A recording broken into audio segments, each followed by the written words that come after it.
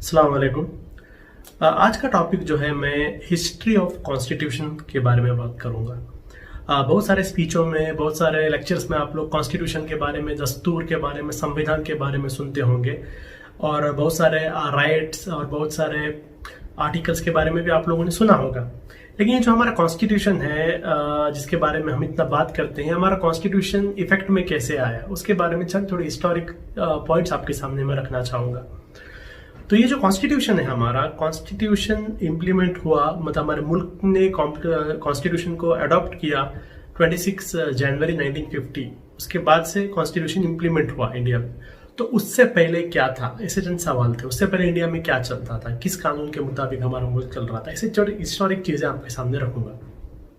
जैसे आप जानते हैं कि इंडिया जो है अंग्रेजों के हुकूमत में था और अंग्रेजों का यहाँ पर हुकूमत चलता था। तो उस तरीके से इंडिया को चलाने के लिए अंग्रेजों ने चंद लेजिस्लेशन बनाया था। कॉन्स्टिट्यूशन नहीं बनाया था, लेजिस्लेशन बनाया था। उन लेजिस्लेशंस का नाम था गवर्नमेंट ऑफ इंडिया एक्ट 1935 और इंडियन काउंसिल एक्ट्स। अलग अलग 3 बार लिए गए इंडियन काउंसिल एक्ट और आखिर में इंडियन इंडिपेंडेंस एक्ट। ऐसे अलग अलग का जो लेजिस्लेशन है, इन लेजिस्लेशन में जो था इंडिया का कानून या इंडिया किस तरीके से चलेगा, एक तरीके का संविधान के पॉइंट्स उसमें थे। तो आज़ादी से पहले हम लोग इन लेजिस्लेशन को फॉलो करते थे। अब 1947 में जब हम आज़ाद हुए और उसके बाद में 1940 में, जैसा मैंने आपको कहा, हमारा संविधान इम्प्लीमेंट किया गया। इसके दरमियान, इसके बीच में जो है इंडियन इंडिपेंडेंस एक्ट और गवर्नमेंट ऑफ इंडिया एक्ट, ये 2 एक्ट को जो है के कवानीन और कानून इम्प्लीमेंट किए जाते थे जब तक हमारा खुद का एक कॉन्स्टिट्यूशन इम्प्लीमेंट ना हो। और अब जानते होंगे कि इंडिया आज़ाद हुआ 1947 में, लेकिन हम लोग कहते हैं कि हम रिपब्लिक हुए 1950 में। अब ये आज़ाद होना 1947 में और रिपब्लिक होना 1950 में फ़र्क क्या है? इंडिया आज़ाद हुआ 1947 में, जो इंडियन इंडिपेंडेंस एक्ट था, उसके मुताबिक अंग्रेजों ने इंडिया और Pakistan, dominion of India, dominion of Pakistan, ऐसा 2 मुल्क उन्होंने बनाया।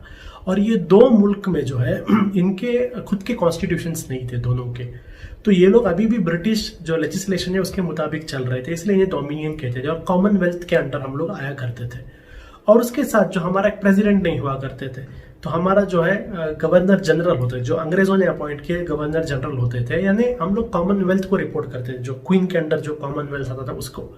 उसके बाद रिपब्लिक जो हमने बना, रिपब्लिक का मतलब ये है कि हमारे मुल्क ने फैसला लिया कि हमारे मालिक हम खुद होंगे, हमारे मुल्क के मालिक हमारे मुल्क की आवाम होगी, उसका मतलब रिपब्लिक है। इसलिए हम लोग 1950 को हम लोग रिपब्लिक डे मनाते हैं, क्योंकि उस दिन हमने फैसला लिया कि हम लोग किसी भी एक मोनार्की के अंडर नहीं रहेंगे, क्वीन के अंडर हम नहीं रहेंगे, बल्कि हमारा मुल्क का ओनर्स, हमारा मुल्क किसके अंडर रहेगा, पब्लिक के अंदर रहेगा, पब्लिक के पास हुकूमत रहेगी। और हम रिपब्लिक बन गए और कोई भी हमने किंग नहीं बनाया, मोनार्क नहीं बनाया, हमने एक प्रेसिडेंट बनाया, समझे? तो ये है रिपब्लिक।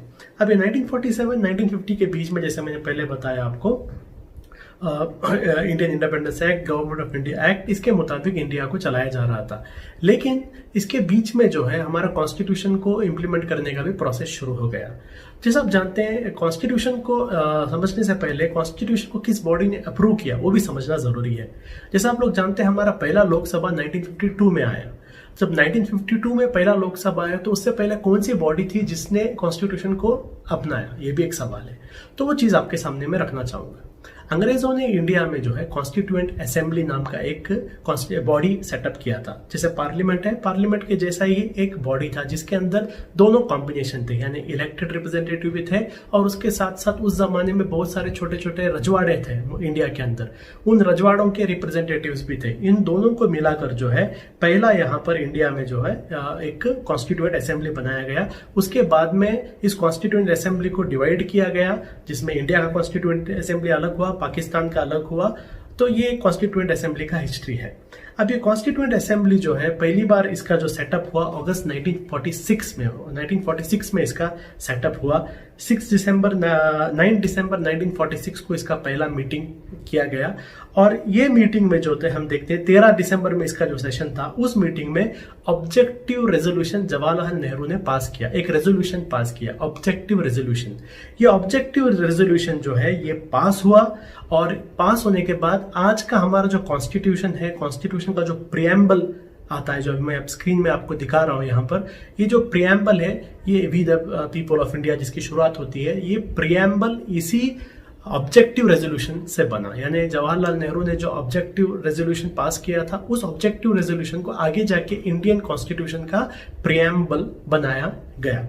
उसके बाद हम देखते हैं इंडिया आजाद होने के बाद 29 अगस्त 1947 को एक कमिटी बनाया गया। उस कमिटी में डॉक्टर बाबा साहेब अंबेडकर को चेयरमैन बनाया गया और 6 मेंबर्स को दिया गया। इन सबको मिलाकर एक कमेटी को एक जिम्मेदारी दी गई कि आपको जो है इंडिया का कॉन्स्टिट्यूशन बनाना है, इसका एक ड्राफ्ट बनाना है, और ये ड्राफ्ट जो है कॉन्स्टिट्यूएंट असेंबली के सामने रखा जाएगा। कॉन्स्टिट्यूएंट असेंबली इस ड्राफ्ट पर डिस्कशन करेगी, चर्चा करेगी, अमेंडमेंट्स करेगी। उसके बाद जब ये पास करेगी तब वो इंडिया का कॉन्स्टिट्यूशन होगा। तो भी एक डेमोक्रेटिक प्रोसेस को फॉलो करने के लिए ऐसा एक सिस्टम बनाया गया। आगे जाकर इसी कॉन्स्टिट्यूशनल असेंबली के लिए एक कॉन्स्टिट्यूशनल एडवाइजर को भी अपॉइंट किया गया, सर बेनेगल नरसिंह राव, जो एक बहुत सीनियर ज्यूरिस्ट थे, उनको भी अपॉइंट किया गया इनको असिस्ट करने के लिए। इसके बाद हम जानते हैं कि इस कमेटी ने अलग अलग दुनिया के जितने अलग अलग कॉन्स्टिट्यूशंस थे, उन अलग अलग कॉन्स्टिट्यूशंस का स्टडी किया।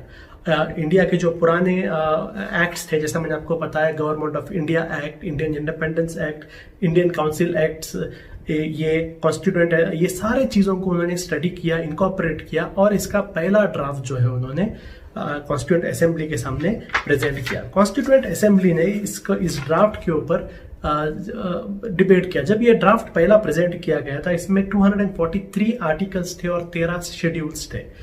और ये आर्टिकल शेड्यूल क्या होंगे मैं अगले क्लास में आपके सामने रखूंगा। लेकिन ये 243 आर्टिकल्स और 13 शेड्यूल्स को जो है कॉन्स्टिट्यूएंट असेंबली के सामने रखा। कॉन्स्टिट्यूएंट असेंबली ने इस पर डिस्कशन किया, इस पर डिबेट किया, और बहुत सारे अमेंडमेंट, हर एक मेंबर ने जो है अमेंडमेंट पेश किया। चंद लोगों ने कहा इसको ऐड करो, इसको डिलीट करो, और एक चीज ऐड करो। ऐसा टोटल आप देखते हैं 7,635 अमेंडमेंट्स पेश किए गए, जिसमें 2,473 अमेंडमेंट्स को जो है डिस्पोज किया गया, रिजेक्ट किया गया। बाकी सबको उसके अंदर इनकॉर्पोरेट कर टोटल एक 395 आर्टिकल्स में इसको लेके गए, और 8 शेड्यूल्स और 22 पार्ट्स बनाए गए। इस तरीके से हम देखते हैं कि बहुत साल इसका चर्चा हुआ। चर्चा होने के बाद जो है 24 जनवरी 1950 को हम देखते हैं कि इसको अडॉप्ट किया गया। उससे पहले 26 नवंबर 1949 को इसको पास किया गया, यानी पूरा डिस्कशन इस पर खत्म करके पास किया गया। 24 जनवरी 1950 को एक्सेप्ट किया, यानी इसके ऊपर सिग्नेचर करके एक्सेप्ट किया गया, और 26 जनवरी 1950 को जो है हमारी कॉन्स्टिट्यूएंट असेंबली और हमारा जो कॉन्स्टिट्यूशन है, इस कॉन्स्टिट्यूशन को इम्प्लीमेंट किया गया। ये जो पूरा प्रोसेस जो था 2 साल 11 महीने चला। ये 2 साल 11 महीने ये कॉन्स्टिट्यूशन के ऊपर डिस्कशन, कॉन्स्टिट्यूशन का ड्राफ्टिंग और ये सब करने के लिए लग गया, और फाइनली 26 जनवरी 1950 को इम्प्लीमेंट किया गया। यानी आज के बाद ये हमारा रूल है, उससे पहले पास हुआ। और उससे सब जानते हैं कॉन्स्टिट्यूएंट असेंबली के जो मेंबर्स थे, उन मेंबरों ने इस पर साइन किया। जो पहली जो कॉन्स्टिट्यूशन की फाइनल कॉपी थी जिस पर साइन किया, 2 कॉपी बनाए गए थे, एक हिंदी में और एक इंग्लिश में। ये दोनों कॉपीज जो है हैंड रिटन थे, हाथ से बनाए गए थे। जो आर्टिस्ट लोगों ने इसके ऊपर अलग अलग डिजाइन्स और कैलीग्राफी सब कर बनाए गए थे, और ये 2 कॉपीज जो है हैंड रिटन थे, और इसको फाइनल साइन कॉन्स्टिट्यूएंट असेंबली ने किया। अब हमारा कॉन्स्टिट्यूशन जो है, इस कॉन्स्टिट्यूशन में अगर आप देखेंगे अलग अलग कॉन्स्टिट्यूशन की इन्फ्लुएंसेस इसके अंदर है। जैसे आप मैंने पहले बताया था, अलग अलग कॉन्स्टिट्यूशन का इन्होंने स्टडी किया था और उसमें इन्फ्लुएंस भी हुआ। जैसे फॉर एग्जांपल यूके का जो कॉन्स्टिट्यूशन का हमने जो इन्फ्लुएंस हुआ हमारे पर, बहुत सारी चीज इन्फ्लुएंस हुई। मैं मेजर चीज आपके सामने रखता हूँ। अगर आप डिटेल स्टडी करेंगे आपको बहुत पॉइंट मिलेंगे। जो मेजर पॉइंट था पार्लियामेंट्री सिस्टम। अब इंडिया का आप जानते हैं हम एक मल्टी पार्टी पार्लियामेंट्री सिस्टम है। हम अमेरिका के जैसे प्रेसिडेंशियल इलेक्शंस यहाँ पर नहीं चलते।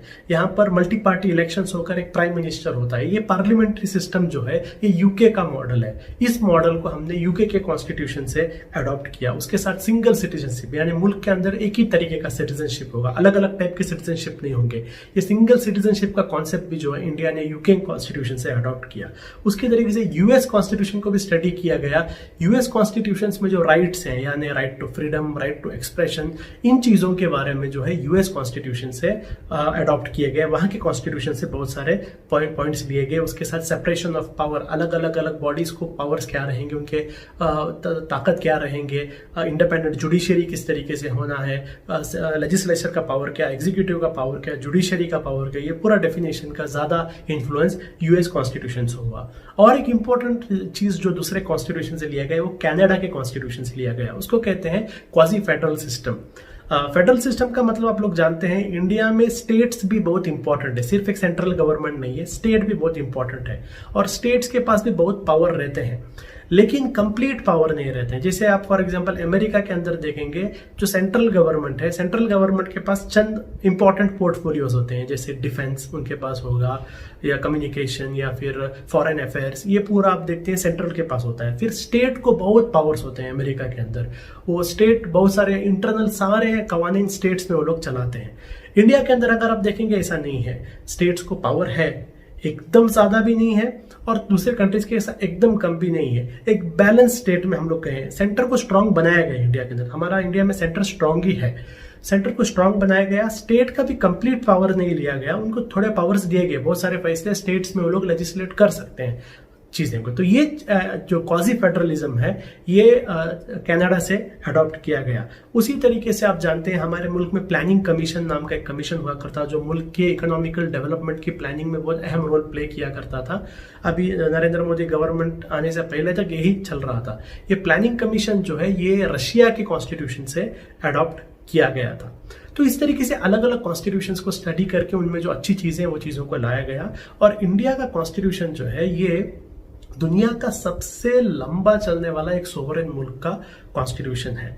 अब एक ही तरीके बहुत सारे अमेंडमेंट्स हुए हैं, 100 से ज्यादा अमेंडमेंट्स हमारे कॉन्स्टिट्यूशन के अंदर हुए हैं, लेकिन फिर भी हमारा कॉन्स्टिट्यूशन आज भी इंटैक्ट है।